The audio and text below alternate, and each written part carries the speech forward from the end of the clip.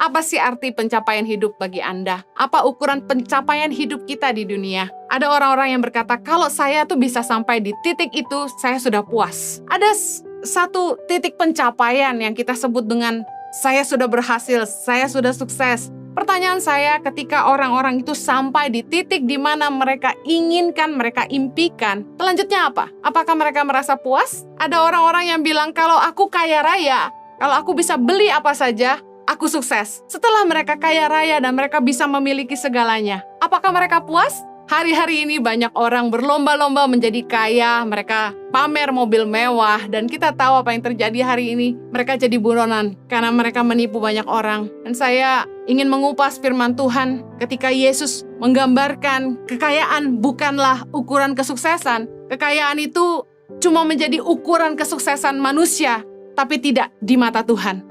Lukas 12 dengan judul perikop orang kaya yang bodoh, ayat 15 berkata gini, katanya lagi kepada mereka, berjaga-jagalah dan waspadalah terhadap segala ketamakan, sebab walaupun seorang berlimpah-limpah hartanya, hidupnya tidaklah tergantung daripada kekayaannya itu. Kemudian ia mengatakan kepada mereka suatu perumpamaan, katanya, ada seorang kaya, tanahnya berlimpah-limpah hasilnya. Ia bertanya dalam hatinya, apakah yang harus aku perbuat? Sebab aku tidak mempunyai tempat di mana aku dapat menyimpan hasil tanahku. Lalu katanya, inilah yang akan aku perbuat. Aku akan merombak lumbung-lumbungku dan aku akan mendirikan yang lebih besar dan aku akan menyimpan di dalamnya segala gandum dan barang-barangku. Ayat 19, sesudah itu aku akan berkata kepada jiwaku, jiwaku, ada padamu banyak barang, tertimbun untuk bertahun-tahun lamanya. Beristirahatlah, makanlah, minumlah, dan bersenang-senanglah. Tetapi firman Allah kepadanya, hai engkau orang bodoh, pada malam ini juga jiwamu akan diambil daripadamu.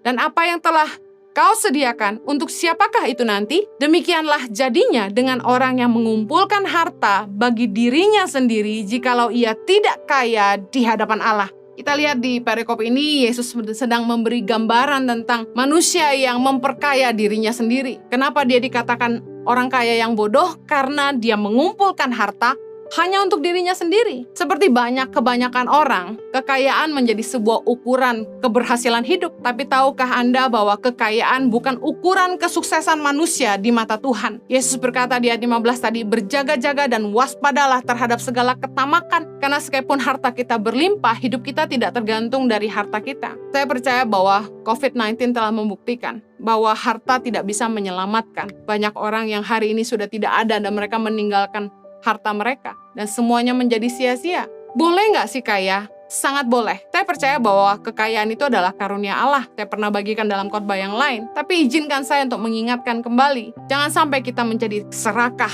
tamak.